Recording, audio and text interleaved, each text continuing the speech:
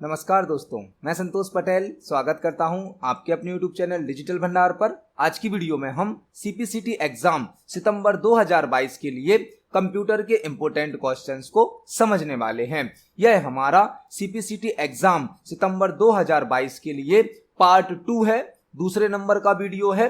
इससे पहले हमने एक वीडियो को अपलोड किया था जिसमें हमने कंप्यूटर से संबंधित 20 इंपोर्टेंट क्वेश्चंस को समझा था। यह हमारा पार्ट 2 है जिसमें हम CPCT एग्जाम के लिए कंप्यूटर से संबंधित 20 इंपोर्टेंट क्वेश्चंस को समझने वाले हैं। यदि आप CPCT एग्जाम की तैयारी कर रहे हैं या किसी भी कॉम्पिटिटिव एग्जाम के लिए कंप्यूटर के क्वेश्चन तैयार करना चाहते हैं तो हमारे चैनल पर 2 प्लेलिस्ट तैयार की गई हैं। एक प्लेलिस्ट है CPCT के नाम से और एक प्लेलिस्ट है कंप्यूटर फॉर कॉम्पिटिटिव एग्जाम के नाम से। दोनों प्लेलिस्ट का लिंक डिस्क्रिप्शन में दिया गया है। आप दोनों लिंक से सभी प्रकार के कॉम्पिटिटिव एग्जाम के लिए कंप्यूटर के क्वेश्चन तैयार कर सकते हैं। चलिए शुरुआत करते हैं आज की वीडियो का। देखते हैं आज का हमारा पहला क्वेश्चन क्या है। पहला क्वेश्चन हमसे पूछा गया है, बाइनरी नंबर सिस्टम का बेस क्या होता है। पहला क्वेश्चन हमसे पूछा गया है, बाइनरी नंबर सिस्टम का बेस क्या होता है। यह क्वेश्चन कंप्यूटर नंबर सिस्टम से संबंधित है। यहां पर आपको 3-4 प्रकार के क्वेश्चन तैयार करने हैं। कंप्यूटर सिस्टम में 4 प्रकार के नंबर सिस्टम यूज किए जाते हैं। पहला क्वेश्चन आपको तैयार करना है, कंप्यूटर सिस्टम में 4 प्रकार के नंबर सिस्टम यूज किए जाते हैं। कंप्यूटर सिस्टम कैलकुलेशन करने के लिए, डेटा को रिप्रेजेंट करने के लिए 4 प्रकार के नंबर सिस्टम यूज करता है। पहला नंबर सिस्टम होता है बाइनरी नंबर सिस्टम। बाइनरी जिसका बेस होता है 2। इस नंबर सिस्टम में 0 और 1 केवल 2 ही डिजिट स्टोर की जाती हैं। बाइनरी नंबर सिस्टम जिसका बेस होता है 2, जिसमें केवल 0 और 1 का यूज किया जाता है। दूसरा नंबर सिस्टम होता है ऑक्टल नंबर सिस्टम जिसका बेस होता है 8 और इस नंबर सिस्टम में 0 से लेकर 7 तक की डिजिट को स्टोर किया जाता है। तीसरा नंबर सिस्टम होता है हमारा डेसिमल नंबर सिस्टम। डेसिमल जिसका बेस होता है 10, इसमें 0 से लेकर 9 तक की डिजिट को स्टोर किया जाता है। और लास्ट होता है हमारा hexadecimal number system. Hexadecimal number system जिसका बेस होता है 16, इसमें 0 से लेकर 9 तक तो नंबर यूज किए जाते हैं, लेकिन 10 से लेकर 15 तक ABCD यूज की जाती है। 10 को A से रिप्रेजेंट किया जाता है, 11 को B से रिप्रेजेंट किया जाता है, 12 को C से रिप्रेजेंट किया जाता है, 13 को D से रिप्रेजेंट किया जाता है, 14 को E से रिप्रेजेंट किया जाता है और 15 को F से रिप्रेजेंट किया जाता है। तो कंप्यूटर सिस्टम में 4 प्रकार के नंबर सिस्टम यूज किए जाते हैं, जो कि होता है बाइनरी, ऑक्टल, डेसिमल और हेक्साडेसिमल। तो नंबर सिस्टम से संबंधित कई प्रकार के क्वेश्चन पेपर में पूछे जाते हैं। जैसे कि हमसे पहला क्वेश्चन ही पूछा गया है, बाइनरी नंबर सिस्टम का बेस क्या होता है। तो बाइनरी नंबर सिस्टम का बेस होता है 2। आपसे क्वेश्चन ऐसा भी पूछा जा सकता है, बाइनरी नंबर सिस्टम में कहां तक के नंबर को स्टोर किया जाता है। बाइनरी नंबर सिस्टम की रेंज क्या होती है, तो वह होगी 0 से लेकर 1 तक। ऑक्टल नंबर सिस्टम जिसका बेस होता है 8, जिसकी रेंज होती है 0 से 7 तक। डेसिमल नंबर सिस्टम जिसका बेस होता है 10, इसकी रेंज होती है 0 से 9 तक। और हेक्साडेसिमल नंबर सिस्टम जिसका बेस होता है 16, इसमें 0 से लेकर 9 तक तो नंबर यूज किए जाते हैं, लेकिन 10 से लेकर 15 तक अल्फाबेट यूज किए जाते हैं। तो हमसे पूछा गया था बाइनरी नंबर सिस्टम का बेस जो कि होता है 2। तो इस क्वेश्चन का सही आंसर होगा ऑप्शन नंबर ए। बाइनरी नंबर सिस्टम का बेस होता है 2। इस क्वेश्चन का सही आंसर है ऑप्शन नंबर ए। देखते हैं हमारे नेक्स्ट क्वेश्चन को। नेक्स्ट क्वेश्चन है, MS एक्सेल में सिलेक्टेड सेल्स को कॉपी करने के लिए किस शॉर्टकट की का उपयोग किया जाता है। बहुत ही बेसिक और सिंपल क्वेश्चन है, MS एक्सेल से लिया गया है। MS एक्सेल में यदि हमें सिलेक्टेड सेल को कॉपी करना है, सिलेक्टेड सेल मतलब जो सेल अभी हमने सिलेक्ट करके रखे हैं उनको यदि हम कॉपी करना चाहते हैं तो हमें कौन सी शॉर्टकट की यूज करनी होगी। MS एक्सेल में यदि आप कॉपी करना चाहते हैं तो Ctrl+C का यूज किया जाता है। बहुत ही बेसिक क्वेश्चन है, सिंपल क्वेश्चन है। एक्सेल में कॉपी करने के लिए Ctrl+C का यूज किया जाता है। तो इस क्वेश्चन का सही आंसर होगा ऑप्शन नंबर ए। यहां पर आपको 3 क्वेश्चन और तैयार करने हैं।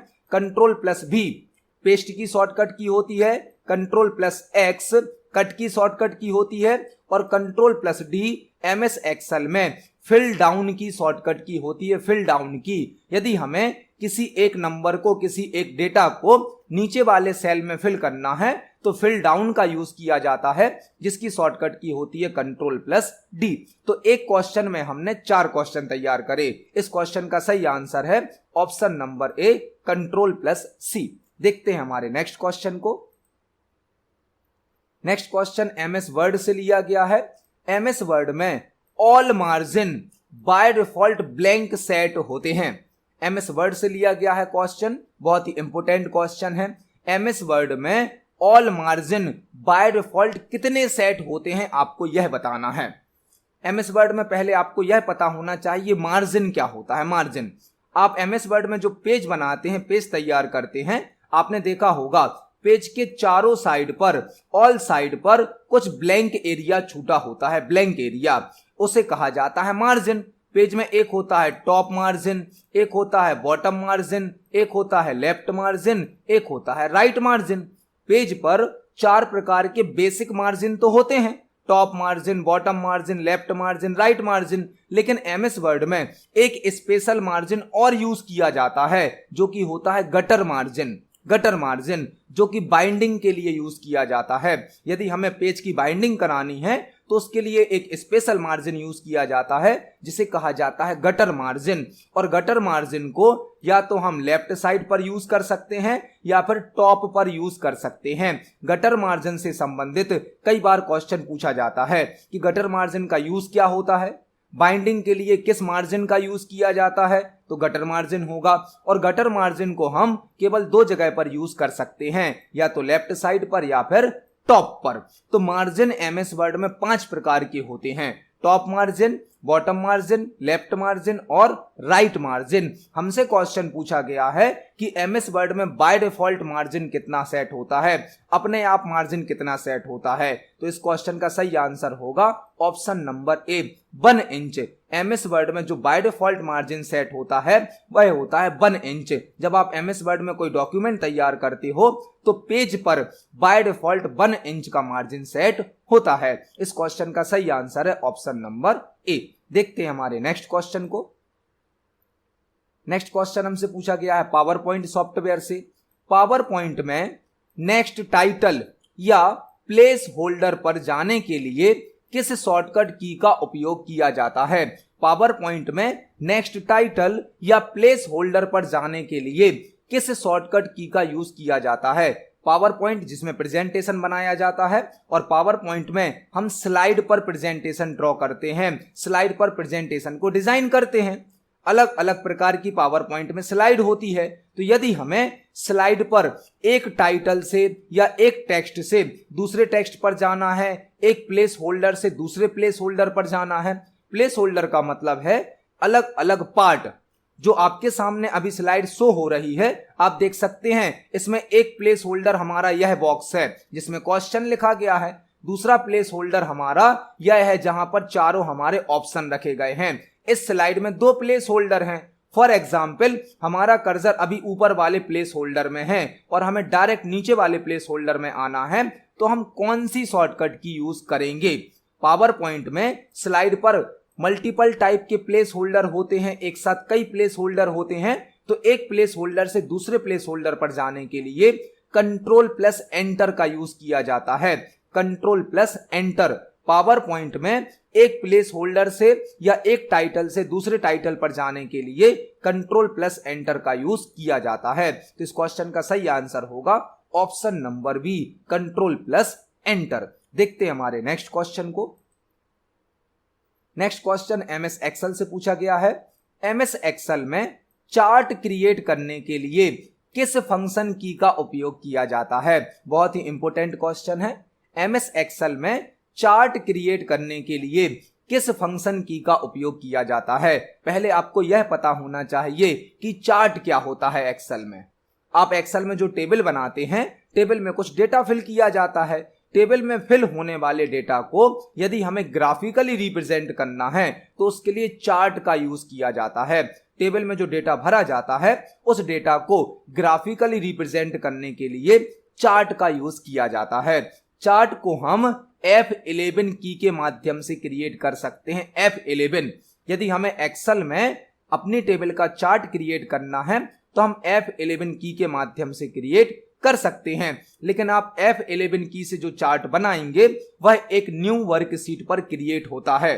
जब हम F11 की से चार्ट क्रिएट करेंगे तो वह एक अलग वर्कशीट पर क्रिएट होगा और हमारी टेबल एक अलग वर्कशीट पर होगी, मतलब दो अलग अलग वर्कशीट तैयार हो जाती हैं। यदि आपसे पेपर में पूछा जाता है MS एक्सेल में एम्बेडेड चार्ट की शॉर्टकट की क्या होती है, एम्बेडेड चार्ट का मतलब क्या है, ऐसा चार्ट जो उसी वर्कशीट पर बनता है जिस वर्कशीट पर हमारी टेबल होती है उसे कहा जाता है एम्बेडेड चार्ट। एम्बेडेड मतलब जोड़ देना, जिस वर्कशीट पर टेबल बनी है उसी वर्कशीट पर जो चार्ट बनता है उसे कहा जाता है एम्बेडेड चार्ट। उसको बनाने के लिए Alt प्लस F1 शॉर्टकट की का यूज किया जाता है, Alt प्लस F1।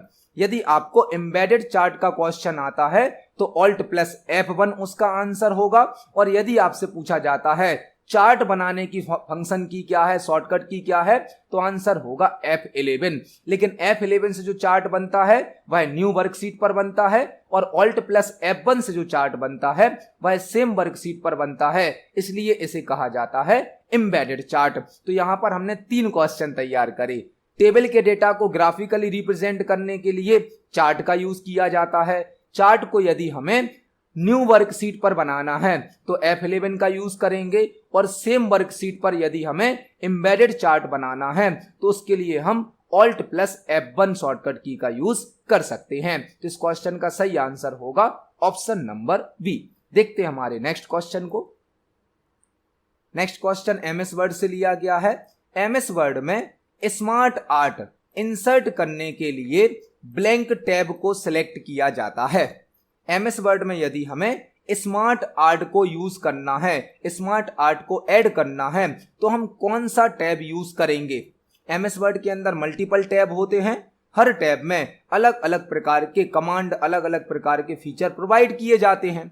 हमसे पूछा गया है यदि हमें स्मार्ट आर्ट को इंसर्ट करना है, स्मार्ट आर्ट को ऐड करना है, तो हमें कौन सा टैब सेलेक्ट करना होगा। स्मार्ट आर्ट एक ऐसा फीचर है जो किसी इंफॉर्मेशन को ग्राफिक्स में चित्रों के द्वारा रिप्रेजेंट करने की सुविधा प्रदान करता है।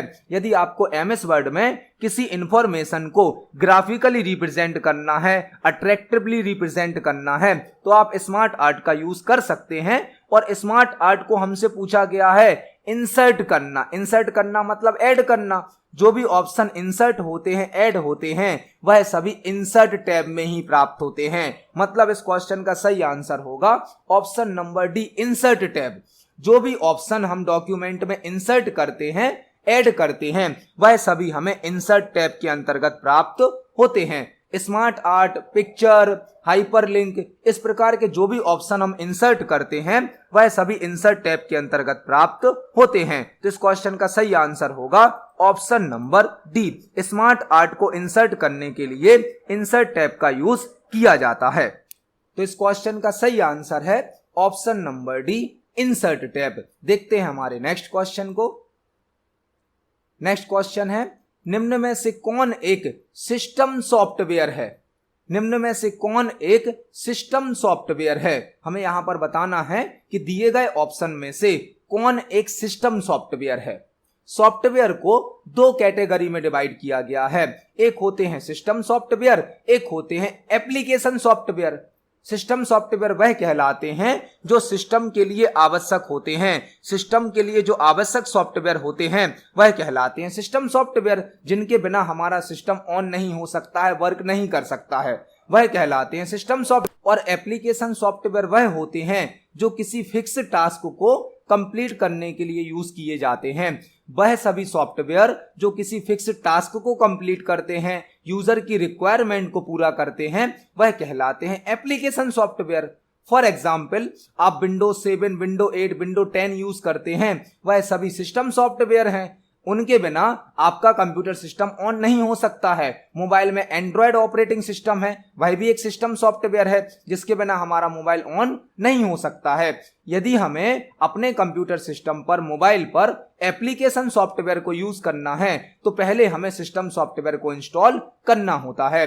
मतलब सिस्टम सॉफ्टवेयर वह होते हैं जो कंप्यूटर सिस्टम के लिए आवश्यक होते हैं, जिनके बिना कंप्यूटर सिस्टम ऑन नहीं हो सकता है। सिस्टम सॉफ्टवेयर इंस्टॉल होने के बाद एप्लीकेशन सॉफ्टवेयर को इंस्टॉल किया जाता है। तो यहां पर इस क्वेश्चन का सही आंसर होगा ऑपरेटिंग सिस्टम। ऑपरेटिंग सिस्टम एक सिस्टम सॉफ्टवेयर होता है।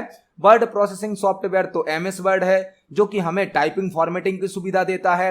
वेब ब्राउजर भी एक एप्लीकेशन सॉफ्टवेयर है जो वेब पेज और वेबसाइट को ओपन करने के लिए यूज किया जाता है। स्प्रेडशीट सॉफ्टवेयर एक्सेल है जो कि हमें टेबल बनाने की, कैलकुलेशन करने की सुविधा देता है। तो इस क्वेश्चन का सही आंसर होगा option number C, operating system. Operating system एक सिस्टम सॉफ्टवेयर होता है जिसके बिना हमारा कंप्यूटर सिस्टम ऑन नहीं हो सकता है। तो इस क्वेश्चन का सही आंसर होगा ऑप्शन नंबर सी। देखते हैं हमारे नेक्स्ट क्वेश्चन को। निम्न में से कौन हाई लेवल लैंग्वेज में लिखे गए प्रोग्राम को लो लेवल लैंग्वेज में कन्वर्ट करता है? निम्न में से कौन हाई लेवल लैंग्वेज में लिखे गए प्रोग्राम को लो लेवल में कन्वर्ट करता है? यह कोडिंग से, प्रोग्रामिंग से संबंधित क्वेश्चन है। जब कोई प्रोग्राम बनाया जाता है, कोई सॉफ्टवेयर बनाया जाता है, तो हम कोडिंग जो करते हैं, प्रोग्रामिंग जो करते हैं, वह हाई लेवल लैंग्वेज में करते हैं। लेकिन कंप्यूटर सिस्टम समझता है लो लेवल लैंग्वेज, 01 की लैंग्वेज। तो हाई लेवल लैंग्वेज में लिखे गए प्रोग्राम को, हाई लेवल लैंग्वेज में लिखे गए कोड को लो लेवल लैंग्वेज में कन्वर्ट करना होता है, जिसके लिए कंपाइलर और इंटरप्रेटर का यूज किया जाता है। कंपाइलर और इंटरप्रेटर हाई लेवल लैंग्वेज को लो लेवल लैंग्वेज में कन्वर्ट करते हैं, लेकिन कंपाइलर एक साथ पूरे प्रोग्राम को हाई लेवल लैंग्वेज से लो लेवल लैंग्वेज में बदल देता है, जबकि इंटरप्रेटर प्रोग्राम को line by line high level language से लो लेवल लैंग्वेज में कन्वर्ट करता है। तो इस क्वेश्चन का सही आंसर होगा ऑप्शन नंबर ए, कंपाइलर। हाई लेवल लैंग्वेज में लिखे गए प्रोग्राम को लो लेवल में कन्वर्ट करने के लिए कंपाइलर का यूज किया जाता है। इंटरप्रेटर भी यूज होता है, लेकिन वह लाइन बाय लाइन कन्वर्ट करता है प्रोग्राम को, जबकि कंपाइलर एक साथ कंप्लीट प्रोग्राम को हाई लेवल लैंग्वेज से लो लेवल लैंग्वेज में कन्वर्ट करता है।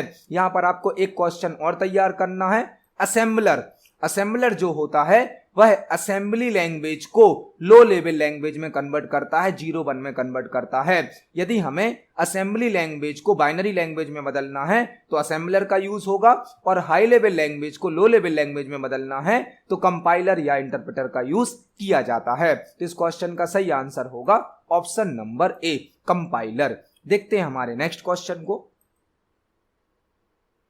पावर पॉइंट में न्यू स्लाइड को इंसर्ट करने के लिए ब्लैंक शॉर्टकट की का उपयोग किया जाता है। पावर पॉइंट में यदि हमें एक न्यू स्लाइड इंसर्ट करनी है, एक नई स्लाइड ऐड करनी है, तो हम कौन सी शॉर्टकट की का यूज करेंगे? पावर पॉइंट जो कि एक प्रेजेंटेशन सॉफ्टवेयर होता है, प्रेजेंटेशन बनाने के काम आता है। पावर पॉइंट में जो फाइल बनती है उस फाइल को कहा जाता है प्रेजेंटेशन, और प्रेजेंटेशन के अंदर जो पेज यूज होता है उसे कहा जाता है स्लाइड। हमसे यहां पर क्वेश्चन पूछा गया है, यदि हमें प्रेजेंटेशन में, पावर पॉइंट में एक नई स्लाइड ऐड करनी है तो हम कौन सी शॉर्टकट की का यूज करेंगे? इसका आंसर होगा option number D, Ctrl+M। Power point में Ctrl+M से एक नई स्लाइड को इंसर्ट किया जाता है। यहां पर आपको 3 क्वेश्चन और तैयार करने हैं। यदि आप सभी ऑप्शन को ध्यान से देखें, ध्यान से समझें, तो इस क्वेश्चन का आंसर आपको आसानी से समझ आ जाएगा, क्योंकि Ctrl+N जो शॉर्टकट की है, Ctrl+N तो न्यू फाइल बनाने की शॉर्टकट की होती है। यदि आप Ctrl+N को प्रेस करेंगे तो एक नई प्रेजेंटेशन क्रिएट हो जाएगी, नई स्लाइड ऐड नहीं होगी, नई प्रेजेंटेशन बन जाएगी। मतलब न्यू प्रेजेंटेशन की, न्यू फाइल की शॉर्टकट की क्या होती है? Ctrl+N। ओपन की शॉर्टकट की होती है Ctrl+O, और रिप्लेस की शॉर्टकट की होती है Ctrl+H। तो यहां पर ऑप्शन हमारा क्या बचेगा अब? Ctrl+M, जो कि हमारा आंसर है। तो इस क्वेश्चन का सही आंसर होगा ऑप्शन नंबर डी, Ctrl+M। देखते हैं हमारे नेक्स्ट क्वेश्चन को। निम्न में से कौन एक टॉगल की है? कीबोर्ड से संबंधित है यह क्वेश्चन। निम्न में से कौन एक टॉगल की है? कीबोर्ड में कई प्रकार की की होती हैं। कीबोर्ड एक इनपुट डिवाइस है जिसमें मल्टीपल टाइप्स की होती हैं। हमसे यहाँ पर पूछा गया है निम्न में से कौन एक टॉगल की है, एस्केप की, डिलीट की, कैप्स लॉक की या एंटर की।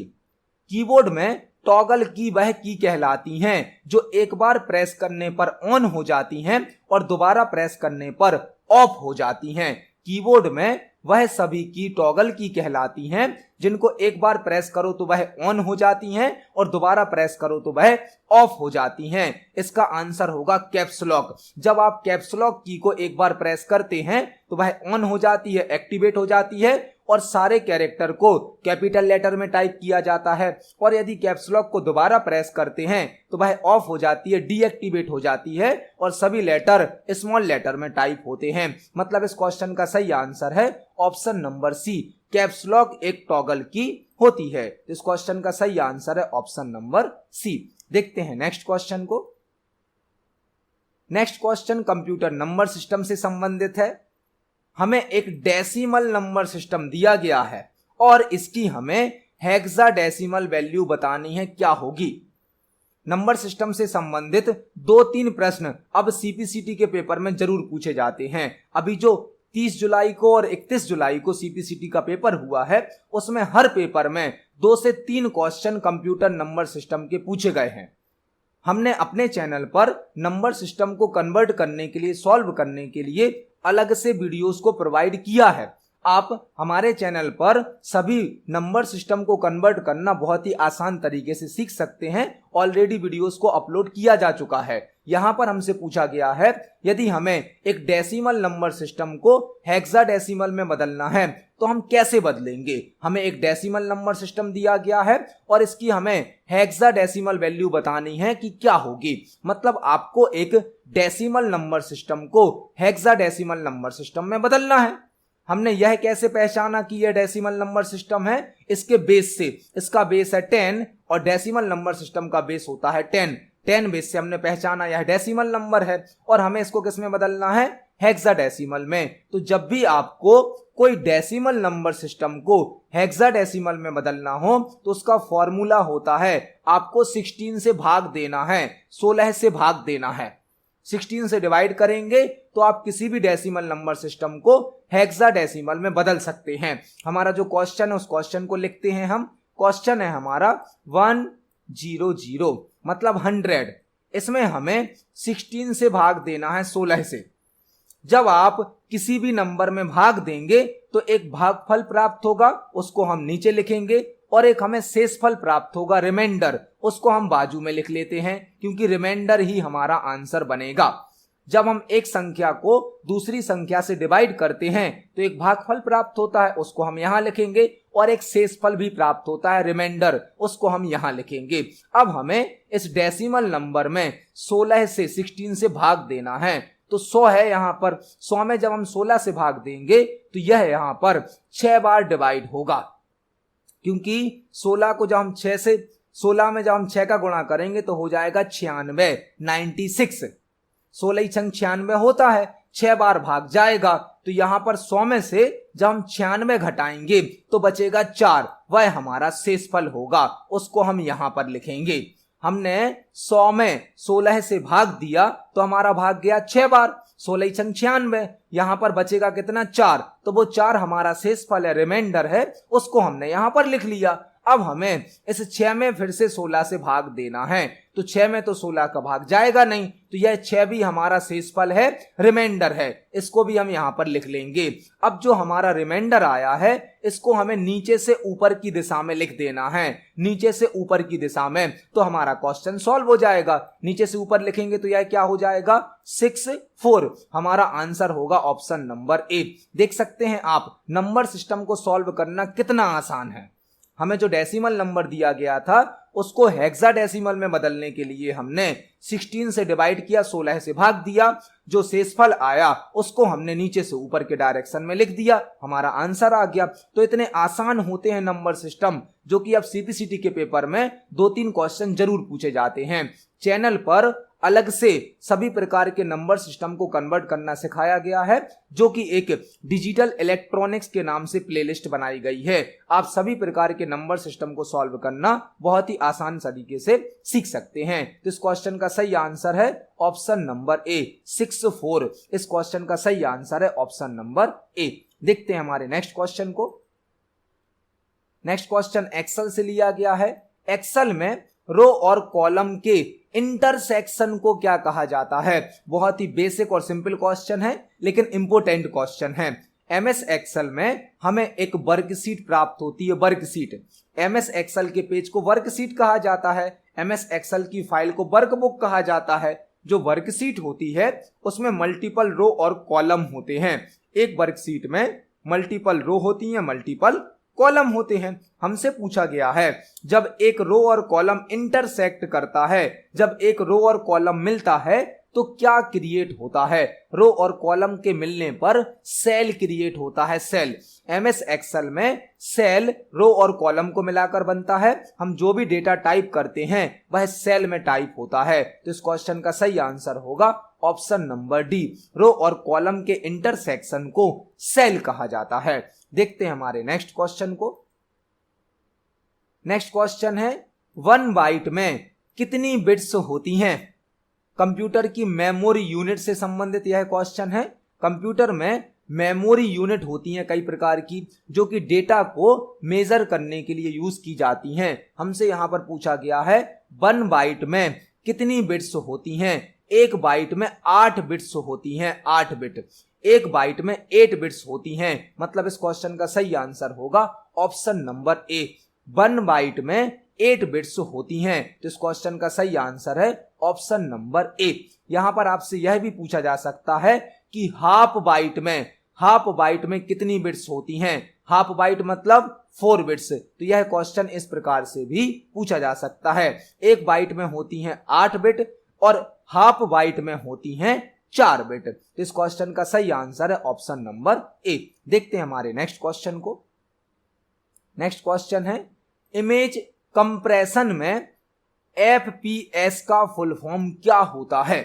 इमेज कंप्रेशन में एफपीएस का फुल फॉर्म क्या होता है? जो इमेज होती हैं, ग्राफिक्स होते हैं, उनको स्टोर करने के लिए कंप्रेशन मेथड का भी यूज किया जाता है, जिसके द्वारा इमेज को कम मेमोरी स्पेस में स्टोर किया जाता है। उसे हम कहते हैं कंप्रेशन। हमसे क्वेश्चन पूछा गया है इमेज कंप्रेशन में एफपीएस का फुल फॉर्म क्या होता है? इमेज कंप्रेशन में एफपीएस का फुल फॉर्म होता है फ्रेम्स पर सेकंड।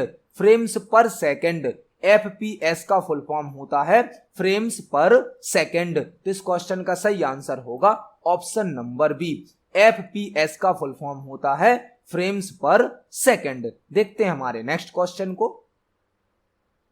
नेक्स्ट क्वेश्चन बहुत ही इंपॉर्टेंट है सीपीसीटी के लिए। इनक्रिप्शन के द्वारा ब्लैंक टेक्स्ट को ब्लैंक टेक्स्ट में कन्वर्ट किया जाता है। इनक्रिप्शन के द्वारा ब्लैंक टेक्स्ट को ब्लैंक टेक्स्ट में कन्वर्ट किया जाता है। इनक्रिप्शन, डिक्रिप्शन, साइपर टेक्स्ट, इन टॉपिक से संबंधित 1-2 क्वेश्चन सीपीसीटी के एग्जाम में जरूर आते हैं। Encryption, decryption, cipher text. आपको इनक्रिप्शन, डिक्रिप्शन, साइपर टेक्स्ट को ध्यान से समझना है इस डायग्राम से। जब हम नेटवर्क में कोई कम्युनिकेशन करते हैं, इंफॉर्मेशन को शेयर करते हैं, तो एक सेंडर होता है, एक रिसीवर होता है। सेंडर डेटा को सेंड करता है, रिसीवर डेटा को रिसीव करता है। जो सेंडर होता है वह मैसेज भेजता है प्लेन टेक्स्ट के रूप में। प्लेन टेक्स्ट या फिर नॉर्मल टेक्स्ट भी कह सकते हैं हम इसे। हम जो मैसेज सेंड करते हैं वह प्लेन टेक्स्ट या नॉर्मल टेक्स्ट के रूप में होता है। इस प्लेन टेक्स्ट पर इनक्रिप्शन अप्लाई किया जाता है, इनक्रिप्शन। और इस प्लेन टेक्स्ट को, नॉर्मल टेक्स्ट को एक सीक्रेट कोड में बदल दिया जाता है। उस सीक्रेट कोड को कहा जाता है साइपर टेक्स्ट। साइपर टेक्स्ट एक सीक्रेट कोड होता है जो प्लेन टेक्स्ट पर इनक्रिप्शन अप्लाई करने पर प्राप्त होता है। नेटवर्क में इस साइपर टेक्स्ट को ट्रांसफर किया जाता है। जब यह साइपर टेक्स्ट रिसीवर के यहां पर पहुंचता है तो इस पर डिक्रिप्शन अप्लाई कर दिया जाता है, डिक्रिप्शन। और वापस इस साइपर टेक्स्ट को प्लेन टेक्स्ट में या नॉर्मल टेक्स्ट में बदल दिया जाता है, जिससे रिसीवर इसको देख पाता है, पढ़ पाता है। मतलब एक सिक्योर कम्युनिकेशन के लिए इनक्रिप्शन और डिक्रिप्शन का यूज किया जाता है।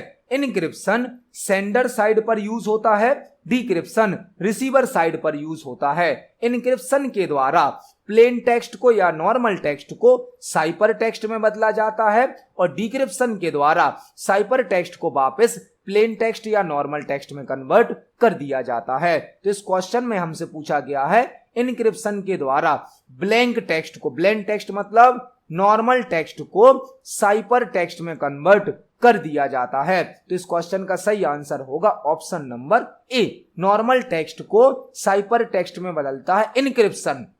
यदि आपसे डिक्रिप्शन पूछा जाता है तो आंसर हो जाएगा ऑप्शन नंबर बी, क्योंकि डिक्रिप्शन साइपर टेक्स्ट को वापस बदल देता है नॉर्मल टेक्स्ट में। तो इस क्वेश्चन का सही आंसर है ऑप्शन नंबर ए।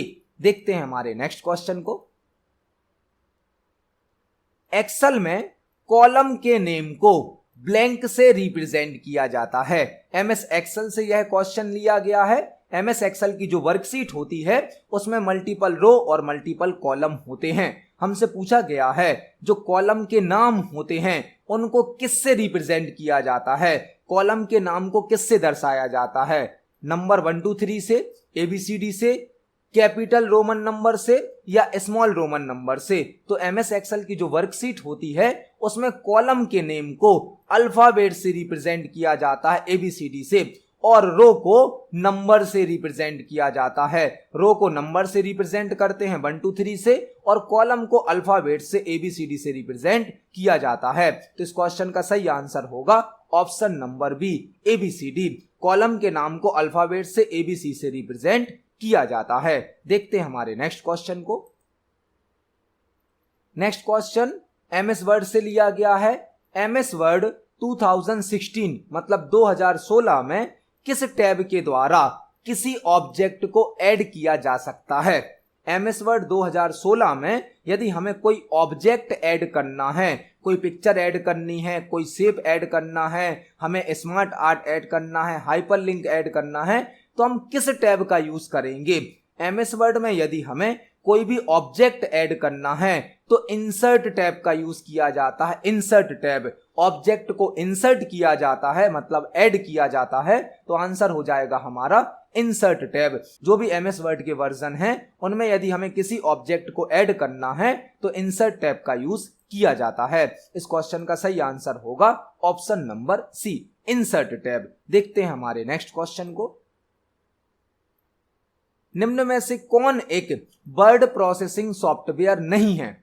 निम्न में से कौन एक वर्ड प्रोसेसिंग सॉफ्टवेयर नहीं है।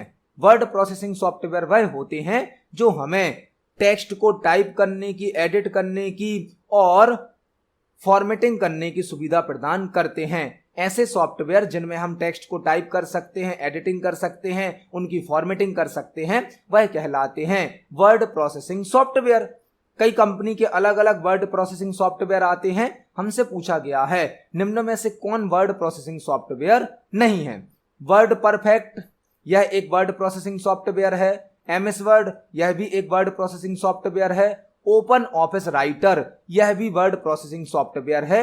ऑप्शन नंबर डी में आप देख सकते हैं सीट वर्ड यूज हुआ है, सीट, और वर्कशीट जो होती है वह एक्सेल में आती है, कैलकुलेशन में यूज होती है, स्प्रेडशीट सॉफ्टवेयर में होती है। मतलब इसका आंसर होगा option number D. Option number D जो है वह एक स्प्रेडशीट सॉफ्टवेयर का एग्जाम्पल है। गूगल शीट, एक्सेल यह सभी स्प्रेडशीट सॉफ्टवेयर होते हैं, जबकि वर्ड परफेक्ट, एमएस वर्ड और ओपन ऑफिस राइटर यह सभी वर्ड प्रोसेसिंग सॉफ्टवेयर होते हैं। तो इस क्वेश्चन का सही आंसर है ऑप्शन नंबर डी। देखते हैं हमारे नेक्स्ट क्वेश्चन को। नेक्स्ट क्वेश्चन कंप्यूटर मेमोरी से संबंधित है। कंप्यूटर मेमोरी में डी रैम में डी का क्या मीनिंग होता है। कंप्यूटर मेमोरी में डी रैम में डी का क्या मीनिंग होता है। यह क्वेश्चन कंप्यूटर मेमोरी से संबंधित है, रैम से संबंधित है। पहले आपको रैम को समझना होगा।